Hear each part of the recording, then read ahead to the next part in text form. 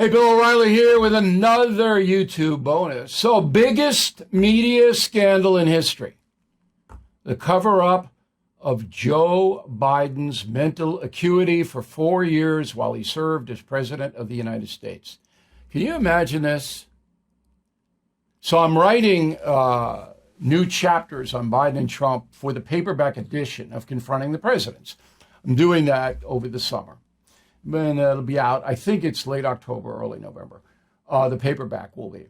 And when I'm looking at the data for both Trump and Biden, I wasn't available when we wrote the original book. Biden was still in office, hadn't really played out all the way, and Trump, no one knew he was going to be reelected. So I'm revising that. In my analysis of Biden's tenure, his 4 years, it's really shocking how bad a president he was. Second worst ever, James Buchanan, the guy before Lincoln, who was a coward. Buchanan was a coward. He allowed the South to rise in ferocity, allowed Union forces to be attacked with no reply. I mean, Buchanan, unbelievable. No one will ever top him. But Biden's second. Because nothing worked. Everything got worse.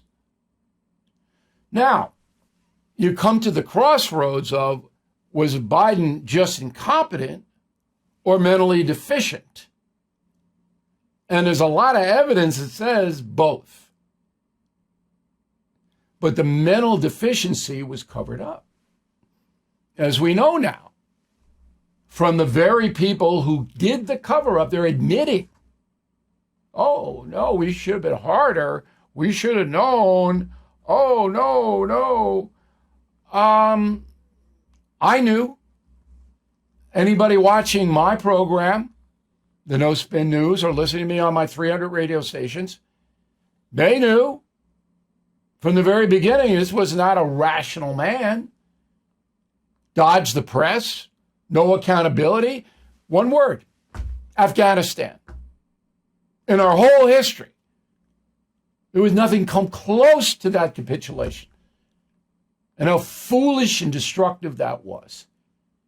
It was horrifying. I knew. So if I knew, why didn't the other these pinheads know?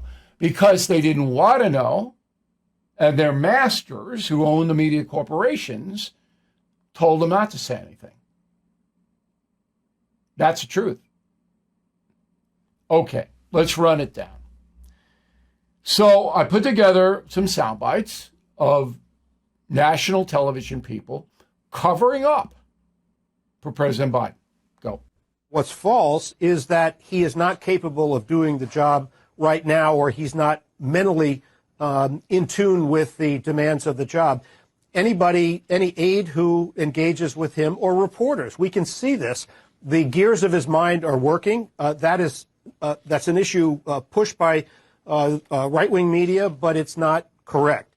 It's not just making an issue of Biden's age. It's lying. It's saying he's senile. It's saying he's demented. Saying he's out of it. I mean, I think it's important to sort of state for a fact that a lot of these are just smears. Right. Mentally, he's quite acute. Seems like it.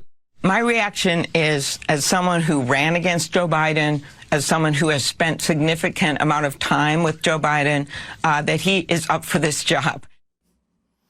All right, so all of them were wrong. Will be charitable on YouTube. All right, Harwood's the worst.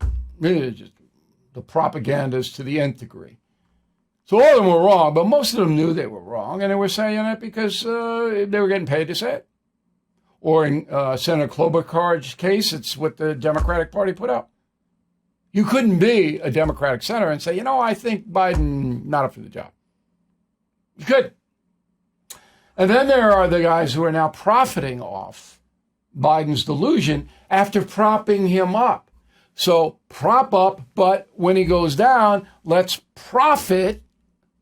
That would be Jake Tapper of CNN. Go. I think what we see on stage with Joe Biden, Jake, is very clearly a cognitive decline. Okay. That's what I'm referring to. It makes me uncomfortable You are to no watch somebody on stage search for That's so amazing. questions It's so amazing to me and try and figure out an answer. A cognitive decline. Well, when you're trying to tell me that what I was suggesting was I think that you were mocking his stutter. Yeah, I think you were mocking his stutter, and I think you have absolutely no standing to diagnose somebody's cognitive decline. Of course you do, you pinhead. What a dishonest now. And this is the guy that puts out a book and goes, oh, the cognitive decline. You're judging it, aren't you, Tapper? You got paid. So the publisher goes, hey, yeah, we'll pay you. Now you document his cognitive decline. Well, wait a minute. He just said you have no standing to judge anybody's cognitive decline. But give me some money and I'll do it. Oh, whoa. I'm not even going to get into Washington Post, New York Times, Boston Globe, LA Times, USA Today, Chicago Tribune, on and on and on and on. Editorial, oh, you can't say that he's in decline. Oh, no. Are they stupid? No, they're not. Some right-wingers think they are, but that's not true. These are largely educated people who have a frame of reference. They know the difference between Barack Obama and Joe Biden. And that's all you got to do is compare Obama to Biden and the way they governed, the way they handled themselves. That's it. And if you can't see the gigantic gulf between the two men, and we're not doing apples to oranges cliche here. We're doing same party, same left-wing politics, same structure. Look at the difference.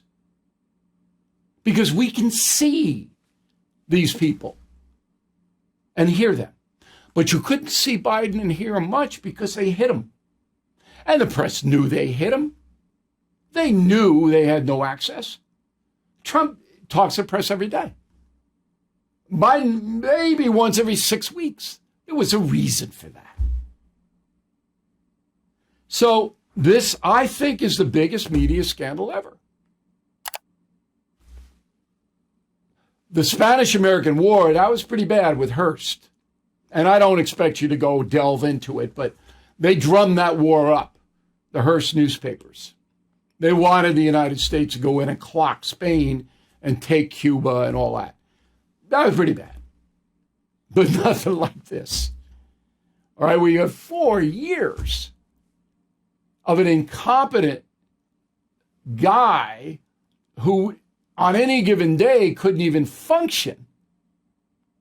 And the ideological press covering up for him. I don't remember the right-wing press covering up for Nixon and Watergate. I remember some dissent from conservatives and Republicans, some support for Nixon, but not covering it up, not refusing to report what happened. And of course, the left-wing media went wild on the story, and Nixon deserved what he got. Nixon did it, no question. And he was booted. You could have done the same thing to Biden, easy.